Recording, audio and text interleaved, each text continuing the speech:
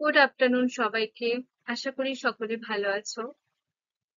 তো আগের ক্লাসে আমরা ঔপন্যাসিক শরৎচন্দ্র চট্টোপাধ্যায়ের লেখা একটা ব্রিটিশ বিরোধী উপন্যাস পথের দাবি নামক, যেটির একটা খণ্ডাংশ বা খণ্ড অংশ যেটা তোমাদের পাঠ্য বইতে রয়েছে পথের দাবি গল্প আকারে, যেটা আমরা পড়ছিলাম।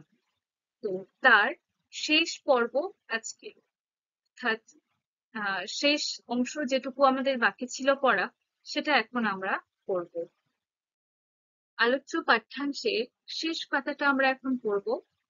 তো সবাই পাঠ্যাংশটির শেষ পাতা দেখো কি বলছে। অপূর্ব কহিল, এই সব্যসাচীটির পিছনেই কাকাবাবু সদল বলে এদেশ ওদেশ করে বেড়াচ্ছেন তলোয়ার। তো এই অপূর্বকে বলতে দেখি কি পারবে? হুম, অপূর্ব হলো সেই যুবক যে কিনা তার চুরির রিপোর্ট লেখাতে থানায় গিয়েছিল এবং সেখানে যাওয়ার পর সেখানকার কাণ্ড কারখানা দেখে সে আর রিপোর্ট লেখায়নি, তাই তো? আবার এই অপূর্ব যে নিমাই বাবুর আত্মীয়, অর্থাৎ অপূর্বর বাবা নিমাই বাবুর চাকরি করিয়ে দিয়েছিলেন। সেই ক্ষেত্রে নিমাই বাবু অপূর্বর আত্মীয় হয়ে ওঠে, তাই তো? যাই হোক, তো অপূর্ব বলল, এই সব্যসাচীটির পিছনেই কাকাবাবু সদল বলে এদেশ ওদেশ করে বেড়াচ্ছেন তলোয়ার কর। এই কথাটা অপূর্ব কাকে বলছে? না, তলোয়ার কর অর্থাৎ তার বন্ধু রামদাস তলোয়ারকে বলছে। এই সব্যসাচীটির পিছনেই, সব্যসাচীকে না, পলিটিক্যাল সাসপেক্ট অর্থাৎ রাজনৈতিক একজন সন্দেহভাজন লোক, না, বা একজন বিপ্লবী। এই সব্যসাচী মল্লিক একজন বিপ্লবী, একজন নেতা, যে কিনা দেশকে বাঁচানোর জন্য বা দেশকে ব্রিটিশ মুক্ত করার জন্য জীবনের ঝুঁকি নিয়েও লড়ে চলেছে। এমন একজন নেতা হলেন সব্যসাচী মল্লিক, যাকে খুঁজে বেড়াচ্ছেন এই কাকাবাবু অর্থাৎ নিমাই বাবু এবং তার মতো পুলিশরা। তো তাই অপূর্ব তলোয়ারকরকে অর্থাৎ তার বন্ধুকে বলছে যে এই সব্যসাচীটির পিছনেই কাকাবাবু অর্থাৎ নিমাই বাবু এবং তার মতো পুলিশেরা সদল বলে, অর্থাৎ তারা তাদের লোকজন নিয়ে এদেশ ওদেশ করে বেড়াচ্ছেন শুধুমাত্র সব্যসাচীকে ধরার জন্য। হুম, বলিয়া সে হাসিল। কে হাসিল? না, অপূর্ব। এই কথাটা তলোয়ারকর অর্থাৎ তার বন্ধু রামদাস তলোয়ারকরকে বলে সে হাসলো, কিন্তু এই হাসিতে তলোয়ারকর যোগ দিল না। অর্থাৎ রামদাস তলোয়ারকর অর্থাৎ অপূর্বর বন্ধু, সে কিন্তু হাসলো না। যে হয় না, যে আমরা ধরো কোনো বন্ধুকে একটা হাসির কথা বললাম, বলে আমি হাসছি, তার সাথে কি হয়, আমি যাকে বললাম, যে বন্ধুকে বললাম, সেও হাসে, তাই না? তো সেই রকম এই কথাটা বলে অপূর্ব হাসলো, কিন্তু তলোয়ারকর এই হাসিতে যোগ দিল না, অর্থাৎ তলোয়ারকর হাসলো না। পরক্ষণে বাঁশি বাজাইয়া গাড়ি ছাড়িয়া দিলে সে হাত বাড়াইয়া বন্ধুর করমর্দন করিল। যে কিছুক্ষণ পর বাঁশি বাজিয়ে যখন গাড়ি ছেড়ে দিল, বাঁশি বাজিয়ে বলছে কেন বলতো? যে এখন আমরা দেখি ট্রেন ছাড়ার পূর্ব মুহূর্তে, যে কয়েক সেকেন্ড আগেই যে হুইসেল বাজে বা একটা হর্ন দেয়, তাই না, যে একটা জোর আওয়াজ করে তারপরে ট্রেনটা ছাড়ে।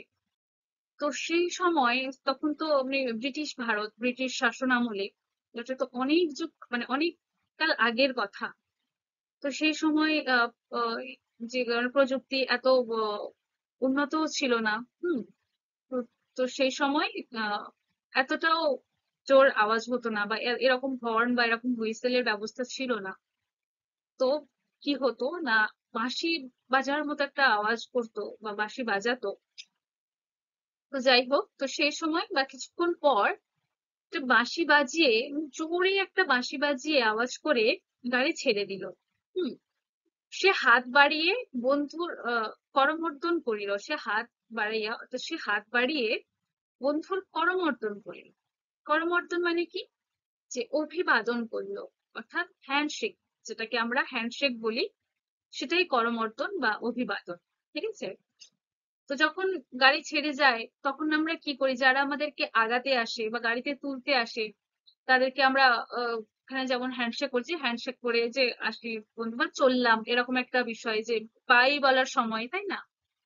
তো সেই রকম ট্রেন ছাড়ার সময় অপূর্ব রামদাসের আহ দিকে হাত বাড়িয়ে সে হ্যান্ডশেক করলো, কিন্তু তখনও মুখ দিয়া তাহার কথাই বাহির হইল না। যে যখন অপূর্ব যাওয়ার সময়ও মানে ট্রেন ছেড়ে দেওয়ার সময়ও অপূর্ব যখন তার হাত ধরে হ্যান্ডশেক করলো, তখনও রামদাসের মুখ থেকে একটা কথাও বেরোলো না। হুম। নানা কারণে অপূর্ব লক্ষ্য করিল না, কিন্তু করিলে দেখতে পাইতো এই মুহূর্তকালের মধ্যে রামদাসের প্রশস্ত উজ্জ্বল ললাটের উপরে যেন কোনো এক অদৃশ্য মেঘের ছায়া আসিয়া পড়িয়াছে। অর্থাৎ কি বলছে, নানা কারণে অপূর্ব লক্ষ্য করিল না। নানা কারণ কেন বলছে না, তার একটা যাওয়ার তাড়া রয়েছে, সে একটা ট্রেনে উঠবে, ট্রেন ছাড়ার একটা ব্যাপার আছে, সে একটা কাজে যাচ্ছে, যে তার অফিস গুলোতে গন্ডগোল হচ্ছে, সেই সেই কাজের ক্ষেত্রে সে যাচ্ছে। তো এরকম একটা তাড়া রয়েছে তার মধ্যে। তো এই সমস্ত কারণে আহ আহ, সে তার বন্ধুকে অর্থাৎ রামদাস তলোয়ারকে সেভাবে পরখ করে দেখেনি বা সেই অর্থে লক্ষ্য করেনি। হ্যাঁ, কিন্তু করলে দেখতে পেত যে সেই মুহূর্ত কালের মধ্যে বা সেই মুহূর্তেই রামদাসের প্রশস্ত উজ্জ্বল ললাটের ওপর, অর্থাৎ তার চওড়া উজ্জ্বল যে কপাল, তার উপর যেন একটা কোনো এক অদৃশ্য মেঘের ছায়া আসিয়া পড়িয়াছে, অর্থাৎ কোনো এক অদৃশ্য চিন্তার ছাপ এসে পড়েছে বা একটা ভাবনা এসে জুড়েছে, যেন তার কপালে দেখলে বোঝা যাবে এরকম। হ্যাঁ, দেখো, আমরা যখন কোনো একটা বিষয়ে অন্যমনস্ক হয়ে থাকি বা সেটা নিয়ে গভীর ভাবে ভাবতে থাকি, মানে হঠাৎ করে ধরো আমাদের চোখের সামনে কিছু এমন একটা ঘটে গেল যেটা আমরা মানে বুঝতে পারছি, বা সেটার সঙ্গে আমাদের অতীতের কোনো কিছু যোগ আছে। হুম। এরকম কোনো ঘটনা আমাদের সামনে ঘটলে তৎক্ষণাৎ বা সেটাকে নিয়ে যখন আমরা ভাবি, তখন কি হয়, আমাদের মুখের অদলই চেঞ্জ হয়ে যায় বা মুখের অদলই পরিবর্তন হয়ে যায়। নর্মালি সাধারণত আমরা কি করি, হেসে খেলে কথা বলি। কোনো বন্ধুকে আগাতে গেলে তাকে ভালোভাবে ভালো মনে এই যেমন অপূর্ব তার বন্ধুকে মানে রামদাসকে হ্যান্ডশেক করলো বা অভিবাদন করলো, তো সেই রকম আমরা যখন কোনো বন্ধুকে ছাড়তে যাই, সেও যখন হ্যান্ডশেক করবে তখন আমরা হেসে উত্তর দিই বা বলি যে সাবধানে যা বা কিছু। আবার যখন আমরা কোনো একটা ওই যে সামনে হঠাৎ কিছু একটা ঘটে যাওয়া বা যেটা অতীতের সঙ্গে মিল রয়েছে সেরকমটা ভাবলে বা সেরকম কিছু একটা ভাবনা আমাদের মাথায় আসলে আমাদের মুখের অদল পাল্টে যায়, এবং আমরা যে গভীর ভাবনায় রয়েছি সেটা আমাদের মুখ দেখলেই বোঝা যায়, তাই না? তো সেই রকম একটা ভাব আহ অপূর্বর বন্ধু রামদাস তলোয়ারকরের মধ্যে ঘটেছে। এবং তাকে যদি সে ভালো করে, অর্থাৎ অপূর্ব যদি তার বন্ধুকে খুব ভালোভাবে লক্ষ্য করতো বা পরখ করতো, তাহলে অপূর্ব বুঝতে পারতো যে রামদাসের মনেও কিছু চলছে বা তার কপালে একটা উম গভীর চিন্তার ছাপ পড়েছে, সে বুঝতে পারতো। কিন্তু সে ভালোভাবে লক্ষ্য করার আর অবকাশ পায় না, বা সে মানে সে সময় পায়নি বা যাই বলো, যে সে লক্ষ্য করতে পারেনি। হ্যাঁ, এরকম একটা। তারপর এবং সেই সুদূর দুর্নিরীক্ষ লোকেই তাহার সমস্ত মনশ্চক্ষু একেবারে উধাও হইয়া গিয়াছে। সুদূর, যে দূরবর্তী কোনো কিছুকে বোঝায়। এবং দুর্নিরীক্ষ, দুর্নিরীক্ষ মানে কি না, যে দূরের কোনো কিছু বা মানে যেটা যেটা সহজে লক্ষ্য করা যায় না বা সহজে সেটা বোঝা যায় না, দেখা যায় না, এরকম কিছু। মানে আসলে সে যেটা, সেটা হঠাৎ করে কেউ দেখলে সেটা বুঝতে পারবে না যে আসলে সে সেটা বলে। হ্যাঁ, এরকম একটা কিছু যে সহজে তাকে দেখলে বোঝা যাবে না যে সে আসলে কি, এরকম একটা বিষয়। এগুলো দূরনিরীক্ষ।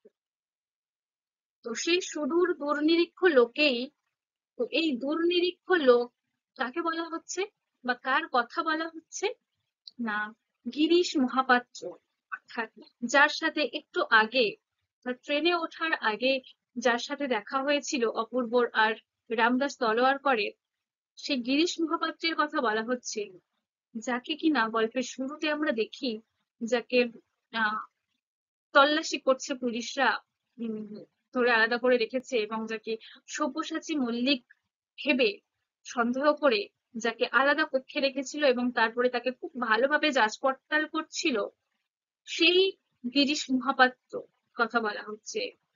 সেই গিরিশ মহাপাত্র যার বেশভূষা দেখলে মানুষের হাসি পাওয়ার উপদ্রব এরকম, হম যার চেহারা অতি রুগ্ন, অতি অসুস্থ এরকমটা, সেই গিরিশ মহাপাত্রের কথা এখানে বলা হচ্ছে। এবং কেন বলা হচ্ছে? এই যে দুর্নিরীক্ষ বলা হচ্ছে, যাকে দেখলে সহজে বোঝা যায় না বা লক্ষ্য করা যায় না এরকম, তো কারণ এই যে একটু আগে যে বললো, মানে রামদাস তলোয়ারকর যে গিরিশ মহাপাত্রকে দেখে বলল যে তোমাকে মনে হয় আমি কোথাও দেখেছি, সেই চিন্তাটা এই আহ রামদাসের মাথায় এখনো ঘুরছে, এবং সে চিনেও ফেলেছে যে সে আসলে কে। হুম তো সে আসলে কে না, সে যেটা আশঙ্কা করেছিল বা সে যেটাই ভাবছিল আসলে সেটাই। এই যে গিরিশ মহাপাত্র আসলে সেই বিপ্লবী নেতা সব্যসাচী মল্লিক, যিনি বিলাত ফিরোজ ডক্টর, খুব নামি দামি ডক্টর, এবং যিনি বিলাতে থাকেন, বা অনেক রকম ভাষার সম্পর্কে তিনি ওয়াকিবহাল, অর্থাৎ অনেক রকম ভাষাও তিনি জানেন, এইরকম একজন আহ, মানুষ এবং বিপ্লবী নেতা সব্যসাচী মল্লিক, যাকে একটু আগে দেখলো অপূর্ব এবং রামদাস তার চোখের, মানে রামদাস তার চোখের সামনে তাকে গিরিশ মহাপাত্র রূপে দেখলো, হুম সেটাই তার মাথায় ঘুরছে। এবং সে চিনতেও পেরেছে যে এই সেই যাকে পুলিশরা খুঁজছে পলিটিক্যাল সাসপেক্ট রূপে, আহ, সব্যসাচী মল্লিক রূপে, সেই সব্যসাচী মল্লিক এই রূপে আমার সামনে। হুম এই জন্য দুর্নিরীক্ষ বলা হয়েছে এই সব্যসাচী মল্লিককে, ওরফে গিরিশ মহাপাত্রকে। হুম তো এই যে গিরিশ মহাপাত্র ওরফে সব্যসাচী মল্লিক, তার সমস্ত মনশ্চক্র একেবারে উধাও হয়ে গিয়েছে। তার এই তার বলতে রামদাস তলোয়ারকর তার সমস্ত মনশ্চক্ষু বা যে মনের ভাবনা, যেটা সে মানে দেখতে পায় মনে মনে, যে যে হয় না যে মনশ্চক্ষু কাকে বলে, যে আমরা যেটা মনে মনে ভাবছি, ধরো কোনো একটা কিছু দেখছি, দেখে বা কোনো একটা শুনছি, তখন আমরা ভেবে নিই যে এটা ওটা, এরকম একটা বিষয় যে আমরা মনে মনে ভেবে ফেলি বা মনে মনে যেন দেখে ফেলি, সেটা সেই রকম একটা বিষয়কে বলা হচ্ছে। তো এই যে দুর্নিরীক্ষ, অর্থাৎ আমাদের গল্পের যে মূল চরিত্র গিরিশ মহাপাত্র ওরফে সব্যসাচী মল্লিক, সেই যেন রামদাস তলোয়ারকরের যে মনশ্চক্ষু যেন একেবারে উধাও করে দিয়েছে, হ্যাঁ এরকম একটা ব্যাপার হয়ে দাঁড়িয়েছে আহ রামদাসের মধ্যে। হুম তারপর এবং এই যে রামদাস তলোয়ারকরের মাথায় এত কিছু চলছে, আহ এই সব কিছুই অপূর্ব লক্ষ্য করেনি বা লক্ষ্য করার সুযোগ পায়নি, সে ট্রেনে উঠে চলে গেছে। হুম তারপর অপূর্ব প্রথম শ্রেণীর যাত্রী। প্রথম শ্রেণীর যাত্রী মানে কি? যে ফার্স্ট ক্লাস প্যাসেঞ্জার যাকে বলা হয়, অর্থাৎ ফার্স্ট ক্লাস টিকিট কাটা হয়, যার ফলে কি হয় যে মানে ভালো টিকিট, যে দামি টিকিট কাটা হয়, যার জন্য সে আলাদা রুমে থাকতে পারবে, ভালো সুযোগ সুবিধা সে পাবে। হুম আহ এবং শান্তিভাবে ভালোভাবে সে ট্রেন যাত্রা করতে পারবে এরকম, যার জন্য প্রথম শ্রেণীর টিকিট কাটা হয়। তো অপূর্ব ঠিক সেই প্রথম শ্রেণীর যাত্রী, অর্থাৎ প্রথম শ্রেণীর টিকিট কেটে সে ট্রেন যাত্রা শুরু করেছে। হুম তাহার কামরায় আর কেহ লোক ছিল না, অর্থাৎ সে যে কামরাটা বুক করেছিল সেই কামরায় আর কোনো লোক ছিল না। তো, সে যেহেতু প্রথম শ্রেণীর যাত্রী একটা রুমে একা থাকতে পারবে, অন্য কেউ বিরক্ত করার মতো কেউ থাকবে না, বা অন্য কোনো লোকও থাকবে না। হ্যাঁ, এটা বেশি টাকা দিয়ে টিকিটটা কাটা হয়।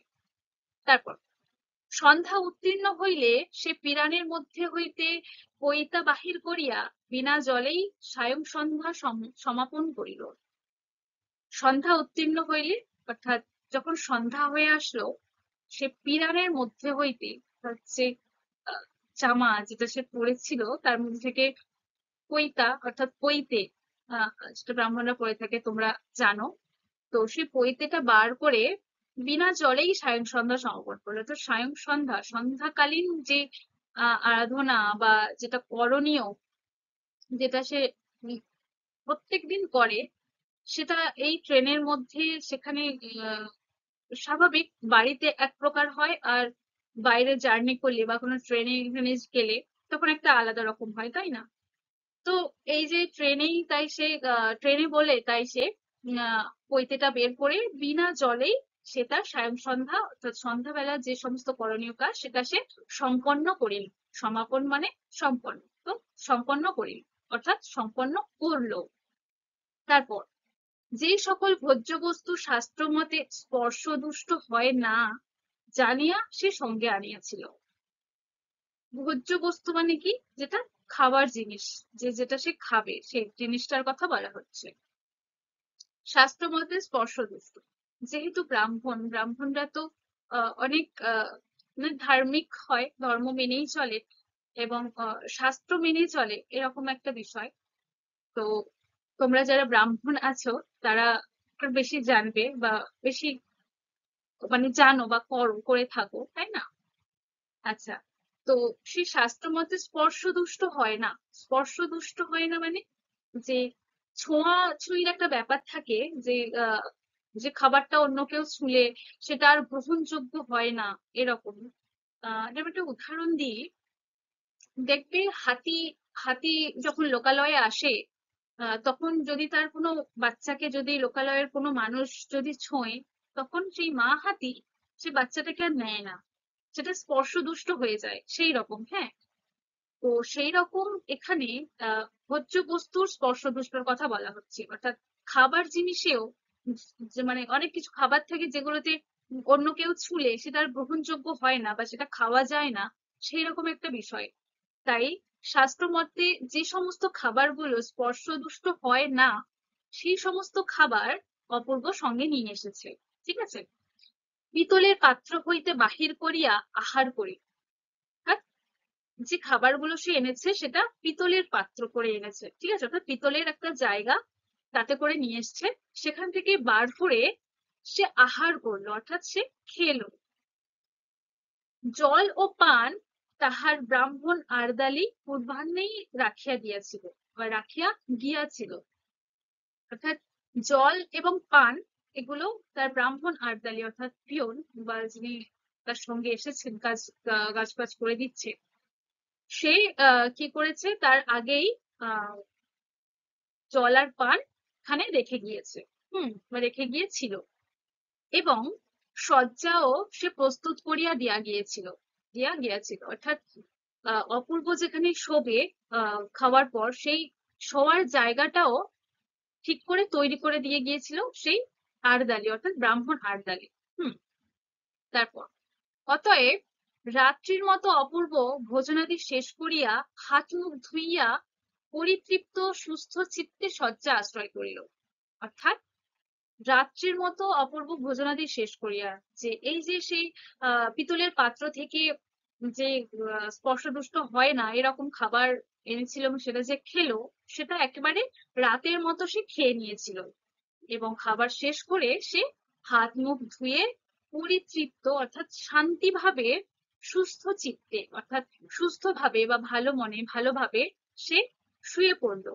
শয্যা আশ্রয় করলো মানে সে যে বিছানাটা তৈরি করে রেখে গেছিল ব্রাহ্মণ আর্দালি, সেইখানে সে একটু আশ্রয় নিল বা একটু শুয়ে পড়লো বিশ্রাম নেওয়ার জন্য। ঠিক আছে? তাহার ভরসা ছিল প্রভাতকাল পর্যন্ত আর তাহার নিদ্রার ব্যাঘাত ঘটিবে না। যে অপূর্বর পুরো ভরসা ছিল যে সকাল পর্যন্ত তার এই ঘুমের ব্যাঘাত আর ঘটবে না। হ্যাঁ, অর্থাৎ তার ঘুম ভাঙানোর জন্য কোনো কেউ বিরক্ত করবে না, বা কোনো রকম বিঘ্ন আসবে না, সে শান্তিতে একদমই সকাল করতে পারবে, এরকম একটা সে ভেবেছিল। এবং ভরসাও একদম, মানে একদম ভরসাও করেছিল যেটাই হবে, এরকম একটা ব্যাপার। কিন্তু ইহা যে কত বড় ভ্রম, তাহা কয়েকটা স্টেশন পরেই সে অনুভব করিল। অর্থাৎ এই যে ভাবনাটা তার মাথায় এসেছিল যে সে একদমই সকাল করবে, বা এবার সে নিশ্চিন্তে ঘুমিয়ে একদম সকালে উঠবে, যে ভরসাটা সে করেছিল, সেটা তার ভুল ভাবনা ছিল, সেটা তার ভ্রম ছিল। সেটা সেটা সে অনুভব করে তার কয়েকটা স্টেশন পরে। তার ট্রেন যখন ছাড়লো, যখন সে শুয়ে পড়লো, তারপরে কয়েকটা স্টেশন যাওয়ার পরে তার সেই ভাবনাটা ভুল প্রমাণিত হলো। কিভাবে? না, সেই রাত্রির মধ্যে বার তিনেক তাহার ঘুম ভাঙাইয়া পুলিশের লোক তাহার নাম ও ধাম ও ঠিকানা লিখিয়া লইয়াছে। সে ভেবেছিল একদমই সকাল করবে, কিন্তু সেটা হলো না। সেই রাত্রের মধ্যেই তিনবার মতো তার ঘুম ভাঙিয়ে পুলিশের লোক তার নাম ধাম ঠিকানা লিখে নিয়েছে। অনেক সময় আমরা নামের সঙ্গে যুক্ত করে ধাম শব্দটা ব্যবহার করে থাকি। আবার ধাম অর্থে সে মানে কি করে, কোথা থেকে আসছে, কোথায় কোথায় যাচ্ছে, এই সমস্ত বৃত্তান্ত তার কাছ থেকে শুনতে চায় বা লিখতে চায়, সেরকম। আবার কখনো ঠিকানা অর্থেও ধাম শব্দটাও ব্যবহার হয়। এখানে নাম ধাম ঠিকানা তিনটে শব্দই ব্যবহার করা হয়েছে। তো নাম ধাম ঠিকানা তিনটাই এই সমস্ত কিছু জেনে লিখে নিয়ে গেছে। হ্যাঁ, তারপর একবার সে বিরক্ত হইয়া প্রতিবাদ করায় বর্মা সাব ইন্সপেক্টর সাহেব কটু কণ্ঠে জবাব দেয়, তুমি তো ইউরোপিয়ান নও। অর্থাৎ তার যে এই ঘুম ভাঙছে বারবার, আর তার ফলে স্বাভাবিক সে বিরক্ত হবে, কারণ সে বেশি টাকা দিয়ে সে টিকিট কেটেছিল, ফার্স্ট ক্লাস প্যাসেঞ্জারের টিকিট কেটেছিল, যাতে একটা রুমে অর্থাৎ একটা কামরায় সে একা থাকতে পারে, তার কোনো ঘুমের ব্যাঘাত না ঘটে, কোনো যাত্রাপথে কোনো বিঘ্ন না ঘটে, সে ভালো সুযোগ সুবিধা পায়। সেই কারণেই তো বেশি টাকা দিয়ে টিকিট কাটা, তাই না? তো তবুও তাকে রাত্রেবেলা এরকম তিনবার করে বিরক্ত করছে, পুলিশরা এসে বারবার নাম টাম জিজ্ঞেস করছে, যে স্বাভাবিক মানুষ বিরক্ত হবে। ঠিক আছে, বোঝাই যাচ্ছে যে মানে অপূর্ব বুঝতেই পারছে যে সেই সময় যে পলিটিক্যাল সাসপেক্ট, অর্থাৎ আহ সব্যসাচী মল্লিককে খুঁজে বেড়ানো হচ্ছে, যার ফলে সমস্ত বাঙালিদেরকে ধরে ধরে চেক করা হচ্ছে, তল্লাশি করা হচ্ছে তাদের, যে সে কে, কোথায়, কেন, সে সব্যসাচী কিনা, এই তল্লাশি একটা চলছে। তার ফলে বা তার জন্য যে কোনো মানুষকে একবার জিজ্ঞেস করা ঠিক আছে, যে তার নাম, সে কি করে, কোথায় যাচ্ছে, তার ঠিকানা, হ্যাঁ, এই সমস্ত সম্পর্কে একবার শুনলো, একবার লিখে নিল, ঠিক আছে। তো বারবার যখন এসে বিরক্ত করে, বারবার এসে যখন জিজ্ঞেস করে, তো স্বাভাবিক মানুষ বিরক্ত হবে, তাই না? তো তাই জন্য অপূর্ব তার নিজের জন্য প্রতিবাদ করায়, বা নিজের জন্য যখন প্রতিবাদ করে, কেন এরকম করা হচ্ছে তার সাথে, এরকম একটা প্রতিবাদ করায় বর্মা সাব ইন্সপেক্টর সাহেব, অর্থাৎ সেই পুলিশ, কটু কণ্ঠে জবাব দেয়।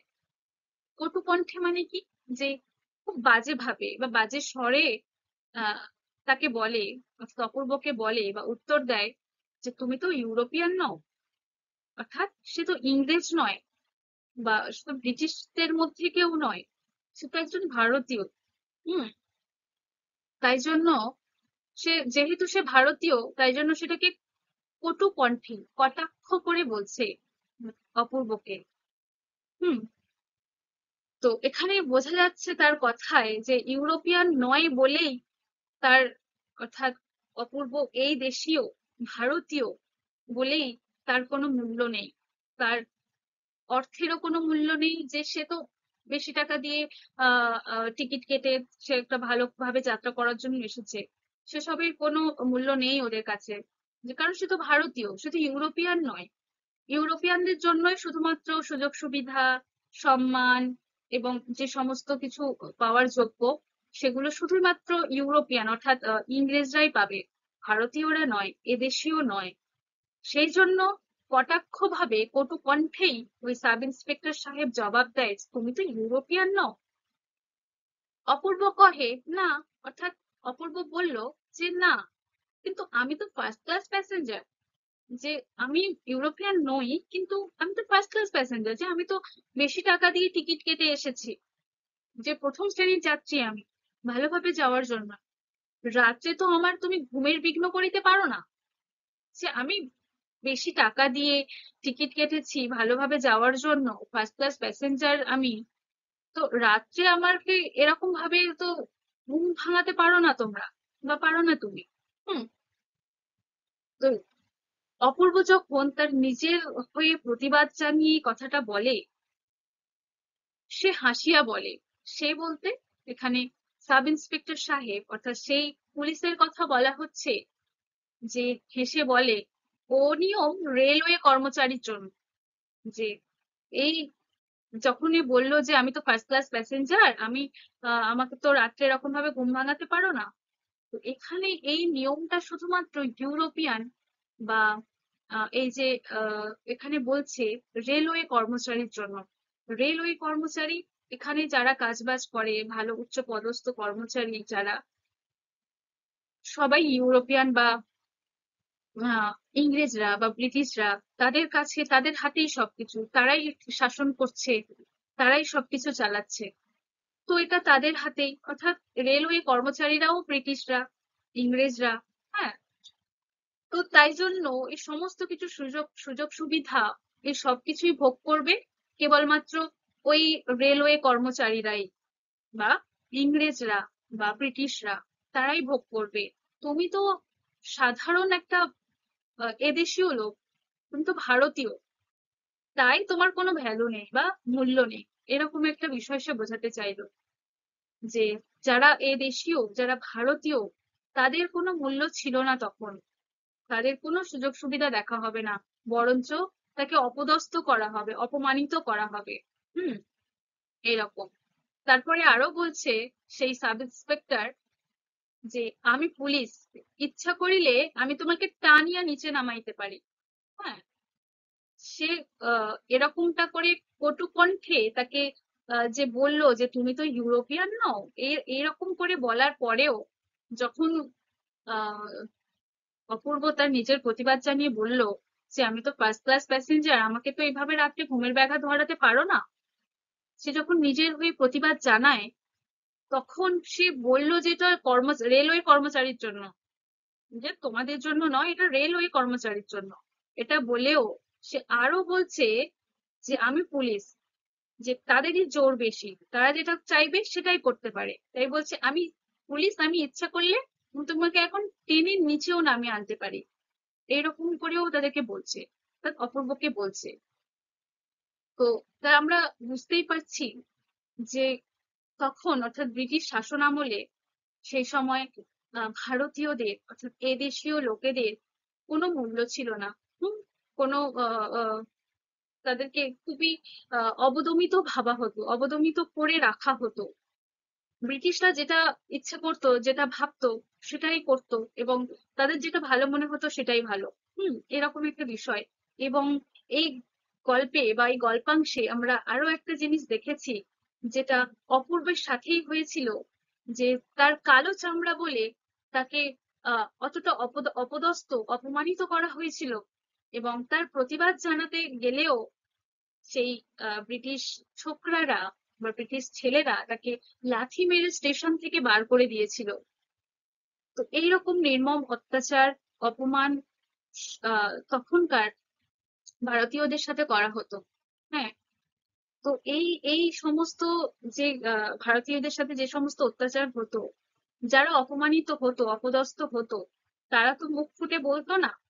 তো সেই সমস্ত অপমানিত হওয়া লোকেদের মুখের কথা ঔপন্যাসিক শরৎচন্দ্র চট্টোপাধ্যায় যেন তার লেখার মধ্যে দিয়ে ফুটিয়ে তুলেছেন, এবং সবার চোখের সামনে তিনি দাঁড় করিয়েছেন যে সেই সময়কার একটা গোপন সমাজ, একটা চিত্র তিনি তুলে ধরেছেন তার এই পথের দাবি উপন্যাসের মধ্যে দিয়ে। এবং যার অল্প একটু আহ বিষয় আমরা জানতে পেরেছি, এই গল্পাংশটি থেকে। হ্যাঁ, তো তোমরা যারা কৌতূহলী তারা অবশ্যই এই পুরো উপন্যাসটা পড়ে দেখতে পারো।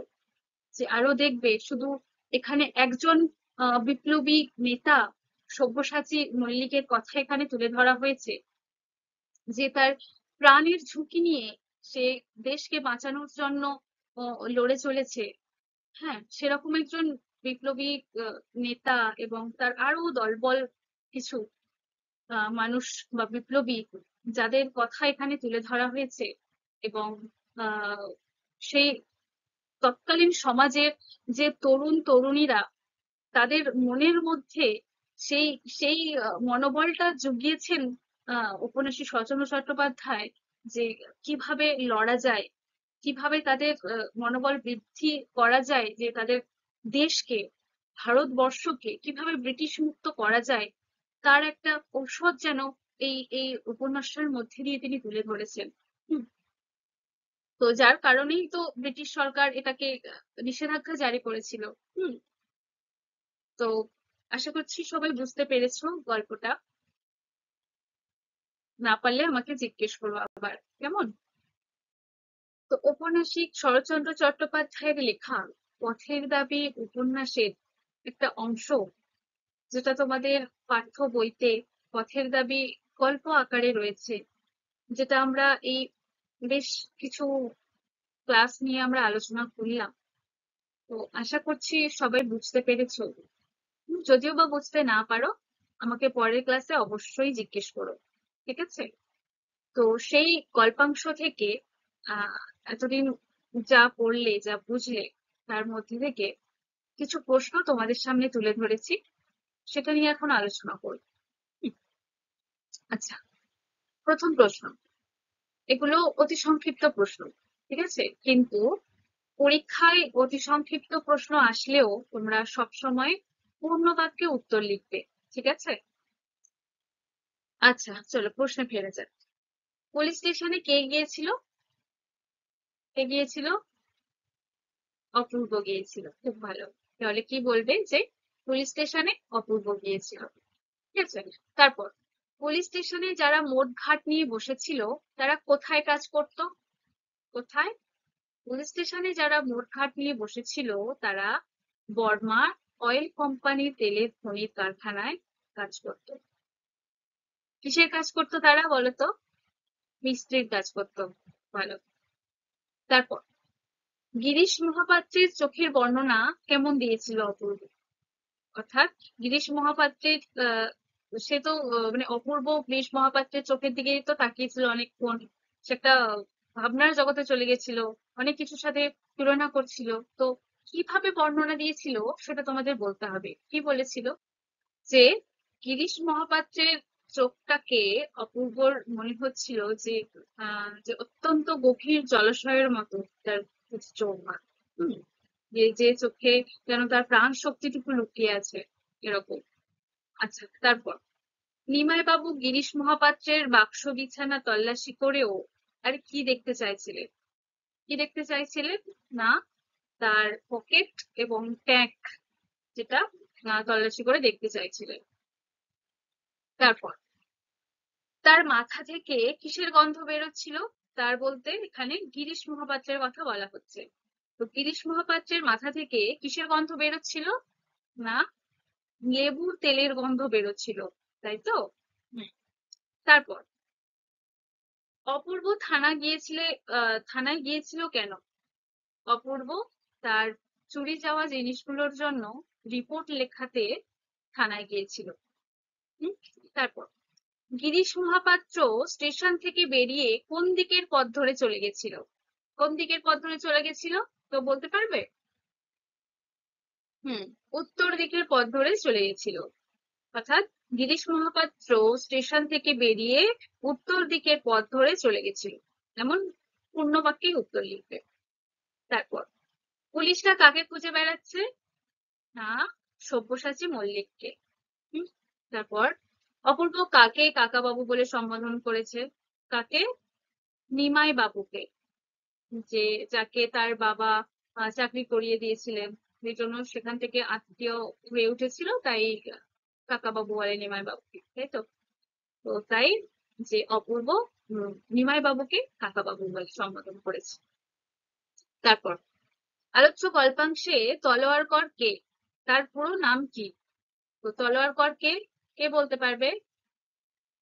তলোয়ার কর অপূর্বর বন্ধু, বা একই অফিসে কাজ করে। আর এই তলোয়ার করের পুরো নাম হলো রামদাস তলোয়ার কর, তাই তো? তারপর টিফিনের সময় উভয়ে একত্র বসিয়া জলযোগ করিত। কারা একত্র বসে জলযোগ করত? না, অপূর্ব এবং রামদাস টিফিনের সময় একসাথে বসে জলযোগ করতো, তাই তো? টিফিন করতো। তারপর যতদিন তাহার মা কিংবা বাটির আর কোনো আত্মীয়া নারী এদেশে আসিয়া বাসার উপযুক্ত না করেন, ততদিন এই ছোট বকিরের হাতের তৈরি যৎসামান্য মিষ্টান্ন প্রত্যহ তাহাকে গ্রহণ করিতেই হইবে। এই বোনটিকে, কে এই কথাগুলো অপূর্বকে বলেছিল? যে রামদাসের স্ত্রী, অর্থাৎ এই বোনটি হলো রামদাসের স্ত্রী। তোমরা যখন উত্তর লিখবে, এই যে ইনভাইটেড কমার মধ্যে যে লাইন তুলে দেওয়া হয়েছে পুরোটাই তুলে তারপরে আর উত্তরটা লিখবে, ঠিক আছে? মনে থাকবে। তারপর নিখুঁত হিসাব করিয়া দিয়েছে, এখানে কার কথা বলা হয়েছে? না, সেই খ্রিস্টান মেয়েটির কথা বলা হয়েছে, যে কিনা তার ঘরে কি কি চুরি গেছে, কি কি আছে তার ফর্দ তৈরি করে দিয়েছিল, সেই মেয়েটির কথা বলা হয়েছে। অপূর্বর বাবার বন্ধু কে? কে? না, নিমাই বাবু, যাকে অপূর্ব কাকা বাবু বলে সম্বোধন করেছিল। তারপর অপূর্ব কোন দণ্ডের কথা ভুলতে পারে না? কোন দণ্ডের কথা? যেটা যে ব্রিটিশদের কাছে বা ইংরেজদের কাছে বিনা কারণে অন্যায় ভাবে তাকে প্ল্যাটফর্ম থেকে লাথি মেরে বার করে দেওয়া হয়েছিল, সেই দণ্ডের কথা সে ভুলতে পারে না। অপূর্বকে কাদের কাছে লাঞ্ছিত হতে হয়েছিল? না, ব্রিটিশদের কাছে, তাই তো? ব্রিটিশ ছোকরা যা বলেছিল। আচ্ছা, অপূর্বদের অফিসের কোন কোন শাখায় গন্ডগোল হচ্ছিল? কোন কোন শাখা বা ওদের অফিসের কোন কোন জায়গাগুলোতে গন্ডগোল হচ্ছিল, যেখানে অপূর্বকে যেতে হয়েছিল? যে যে ভামু, ম্যান্ডালে, শোয়েবো, মিথিলা আর প্রো, এই অফিসগুলোতে বা এই অফিসের এই শাখাগুলোতে গন্ডগোল হচ্ছিল। তারপর অপূর্ব ট্রেনের কোন সিট বুক করেছিল? কোন সিট? না, first class passenger seat book করেছিল, তাই তো? অর্থাৎ প্রথম শ্রেণীর যাত্রী ছিল সে। তারপর অপূর্বকে ট্রেনে তুলতে কে এসেছিল? কে এসেছিল? তার বন্ধু রামদাস তলোয়ার কর। তারপর ট্রেনে ওঠার সময় কার সাথে দেখা হয়েছিল অপূর্ব? কে বলতে পারবে? বলো তোমরাও। হুম, গিরিশ মহাপাত্রের সঙ্গে দেখা হয়েছিল। তারপর গিরিশ মহাপাত্র আসলে কে? যে এই গিরিশ মহাপাত্র আসলে সব্যসাচী মল্লিক। হ্যাঁ, আচ্ছা, সব্যসাচী মল্লিককে ছদ্মবেশে কে চিনতে পেরেছিল? কে চিনতে পেরেছিল সব্যসাচী মল্লিককে ছদ্মবেশে? তার বন্ধু, অর্থাৎ অপূর্বর বন্ধু রামদাস তলোয়ার কর চিনতে পেরেছিল। আচ্ছা, অপূর্বর ঘুমের ব্যাঘাত ঘটিয়েছিল কে? অপূর্বর ঘুমের ব্যাঘাত ঘটিয়েছিল কে? না, সেই সাব ইন্সপেক্টর সাহেব, অর্থাৎ পুলিশ, তাকে ঘুমের ব্যাঘাত ঘটিয়েছিল। সব্যসাচী মল্লিকের চেহারার বর্ণনা দাও। হুম, আহ এই সব্যসাচী মল্লিকের চেহারার বর্ণনা দাও। তো সব্যসাচী মল্লিক ওরফে গিরিশ মহাপাত্র, তার যে চেহারা বা তার কি বলে তার, হ্যাঁ, যে চেহারায় সে ছিল সেখানে, সে চেহারার বর্ণনা দিচ্ছে। তো কিরকম ছিল? না, রোগা, তাই না? যে তাকে দেখে মনে হচ্ছিল সে পৃথিবীতে বেশি দিন নেই। তারপর সে উম, কাশির মতো এই কষ্টটুকু করতেও তার মানে অনেক পরিশ্রম লাগছে এরকম মনে হচ্ছিল, তাই না? তো সুন্দরভাবে বর্ণনা করবে। তারপর সব্যসাচী মল্লিকের বেশভূষার বিবরণ দাও। উম আচ্ছা, পরের এই প্রশ্নগুলো তারপর অপূর্বকে কারা কিভাবে কেন অপমান করেছিল, গিরিশ মহাপাত্রের ট্যাগে কত টাকা পাওয়া গেছিল। আচ্ছা ঠিক আছে। যে এই অপূর্বকে কারা কিভাবে কেন অপমান করেছিল, আহ এটা তো একটু আগেই বললাম যে অপূর্বকে ব্রিটিশ ছোকরারা বা ব্রিটিশ ইংরেজরা তাকে অপমান করেছিল। তো কিভাবে অপমান করেছিল, না তাকে প্ল্যাটফর্ম থেকে লাথি মেরে বার করে দেওয়া হয়েছিল, কেন অপমান করেছিল, না সে এ দেশীয় বলে, সে ভারতীয় বলে তাই তাকে অপমান করা হয়েছিল, বা এবং তার কালো চামড়া এটাই প্রধান কারণ তাকে অপমান করার। সব্যসাচী মল্লিকের বেশভূষার বিবরণ। বেশভূষা তো রয়েছে, এর আগেও আলোচনা করা হয়েছে গল্পের মধ্যে, যে সবুজ রামধনু কালারের একটা পাঞ্জাবি পরা, এবং মোজা পরেছিল হাঁটু পর্যন্ত যেটা গাঁটার দিয়ে বাঁধা।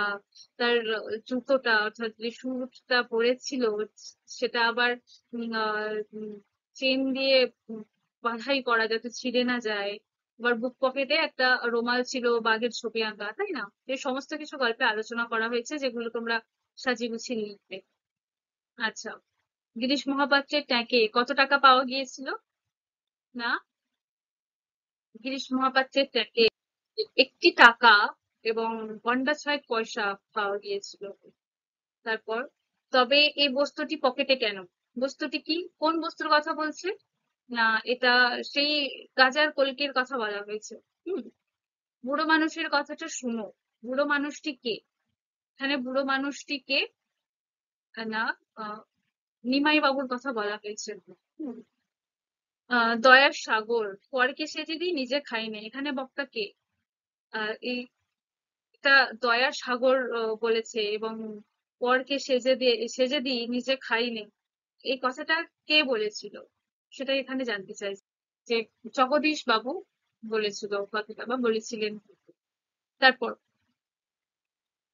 এই এইগুলো হলো এই প্রশ্ন, এবং এই এখানকার মধ্যে যে সব্যসাচী মল্লিকের চেহারা, বেশভূষা, এবং অপূর্বকে কারা কিভাবে কেন অপমান করেছিল, এগুলো 5 নম্বরের বা 3 নম্বরের প্রশ্নে পড়ে। ঠিক আছে। এছাড়াও তোমাদের এই গল্পের মধ্যে আহ রচনাধর্মী অর্থাৎ বড় প্রশ্ন কিছু তুলে ধরেছি, যেগুলো তোমাদের পরীক্ষায় কাজে লাগতে পারে। এই যে গোটা গল্পটা যে আলোচনা করা হলো কয়েকটা ক্লাস মিলে, তাতে সবকিছু ব্যাখ্যা করা আছে, বা বিশ্লেষণ করে করেই পড়ানো হয়েছে। তো এর উত্তরগুলো তার মধ্যেই রয়েছে। আশা করছি তোমরা বুঝতে পারবে, এবং যদিও বা কোনো উত্তর লিখতে অসুবিধে হয় আমাকে জানিও। ঠিক আছে, আমি করে দেবো তখন। ঠিক আছে। তো আমাদের আলোচ্য পাঠ্যাংশ অর্থাৎ পথের দাবি গল্পাংশটি এখানে শেষ হলো। তোমরা প্রশ্নের উত্তরগুলো পড়ো, এবং বড় প্রশ্নের উত্তরগুলো নিজেদের মতো করে লিখো, এবং না পারলে আমাকে অবশ্যই জানিও। তো এখানেই আমি আমার ক্লাস শেষ করছি, এবং দেখা হচ্ছে পরের ক্লাসে অন্য কোনো নতুন অধ্যায় নিয়ে। ভালো থেকো, এবং এগুলো তোমরা পড়ো আবার। ধন্যবাদ।